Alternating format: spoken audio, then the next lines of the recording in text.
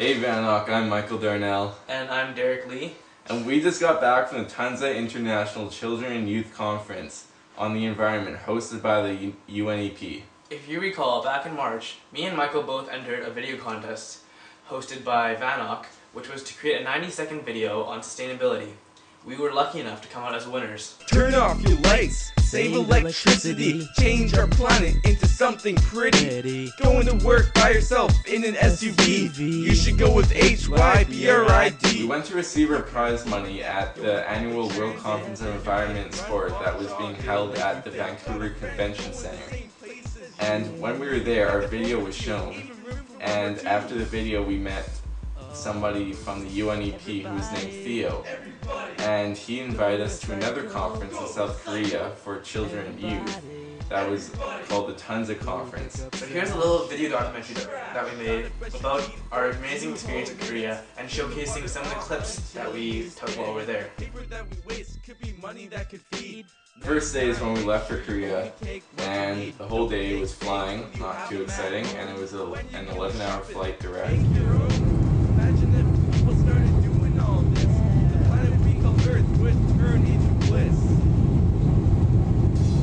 So the next day was our first full day, and we were staying in a university dormitory. And to get to the conference, we actually had to go back and forth between the dormitory and the convention center. So since we got there a day early, we actually got a free day today. Our free day wasn't 100% free. In fact, we had to take the shuttle bus from the dormitory to the convention center just to check it out at first, and we also had an interview with a UNEP worker about the video and what we do. His name was Enoch. Hello, so right now we're at the Daejeon Convention Center with Michael, and this is our interviewer, Enoch. Hello, how are you?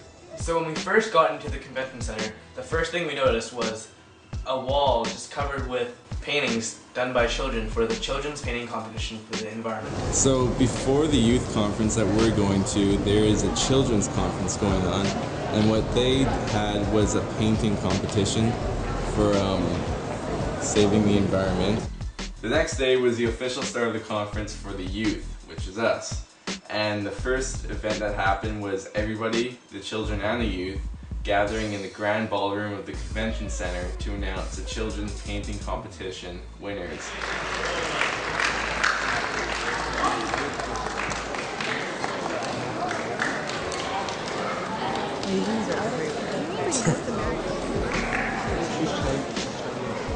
Technically American.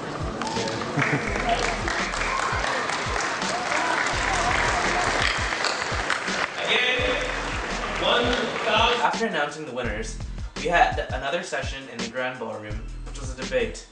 It was on whether the government or citizens had more power regarding to climate change. Prime Minister, I think it's great that you have the vision to suggest a green growth economy and to propose taking the lead in South Korea, but I think what countries all around the world need to do is take these visions and put them into numbers, set strong targets and put pressure on their neighbours and on the networks that they are part of to really take the lead and take strong action, because we can talk all day, but what we need is to set strong targets and encourage the global international community to come together without any excuses. Also, Luo Hong, who is a famous photographer, got an award at this session for his contributions to climate change. With your support and your applause, I would like to pass a certificate of appreciation to Mr. Luo for his current support to the conference and to our standing competition. Next was a global town hall which involved children and youth, where we came up with a youth declaration about climate change that's going to be presented in Copenhagen to world leaders. In addition to all the children and all the youth in the conference, an additional 20 countries were involved in this global town hall through the internet, including Vancouver. We're going to pick up your keypads and do one final vote on your own youth statement. So listen carefully. We, young people, 3 billion of the world population, are concerned and frustrated that our governments are not doing climate change. We feel that radical and holistic measures are needed urgently from us all. We need more action and less talk. Climate change is affecting us all. We need to find efficient ways to cope with it, adapt to it, and take action to stop it. We note that climate change is leading to the loss of natural resources and makes it difficult to achieve the Millennium Development Goals. The sea levels are rising, desert encroachment and warmer weather is affecting everyone and everything on our planet. Small island states are affected the most.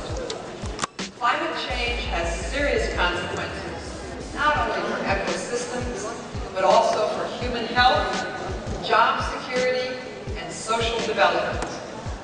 Together, we can make a difference.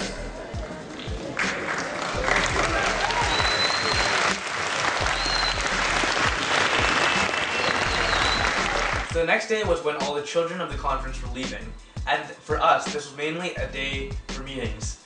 We got into our respective regions, which for us was the Regional Office of North America, and spent around 8 hours creating a regional action plan in which all the members of that region committed to doing all the actions that we planned. The Regional Office of North America consisted of Canada and the US only. Mexico was part of Latin America. Hey, we just finished our first regional meeting in this room, right here. And this is what we came up with on the board for our action plan leading up to Copenhagen.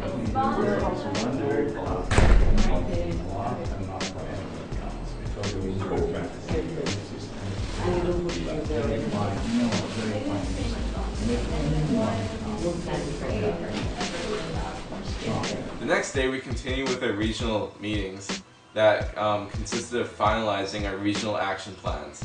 After the meetings concluded, all different regions once again gathered in the grand ballroom for plenary sessions where other people who were there presented their projects that they were currently working on towards climate change.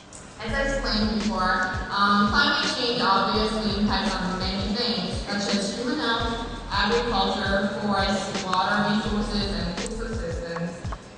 Also on that day, we attended some workshops that we had chosen beforehand, and one of the workshops that me and Michael both chose was hosted by 350.org. They're an environmental organization, and they're going to be hosting a day of action on October 24th, which encourages every person to do something environmentally friendly that day. Actions are going to be local, and they should be local, and actions should pertain to your local community. But by having coordinated actions, it comes together as a global movement. The next day was the final day of the conference, and during the day we had plenaries in which we presented our presentation, which was about our video and about what VANOC's doing to keep the environment healthy during the Olympics. So we wanted to make our presentation a little bit more exciting than the others. So what we did was, instead of just making a PowerPoint, we made a PowerPoint, but we took the main points of the PowerPoint and made it into a rap. Our presentation was professionally videoed by Enoch, but unfortunately we haven't got the video of our presentation yet, but it will be coming soon, and we'll be sure to send it to you. So at the closing ceremony, what we did was we elected the new Tunza Youth Advisory Council members, which are 2 representatives from each region. After the closing ceremonies, we went back to our dormitories, and then we left the next day. We both had an amazing time in Korea, and we made a lot of new friends from around the world, which we would have never made if we didn't go to this conference. And we learned a lot about the environment, and we're both committed to keeping our regional action plan. The conference was an experience of a lifetime. We'll never forget it, and it's definitely inspired us to take more action towards climate change. So we hope you enjoyed our video, and thanks for watching.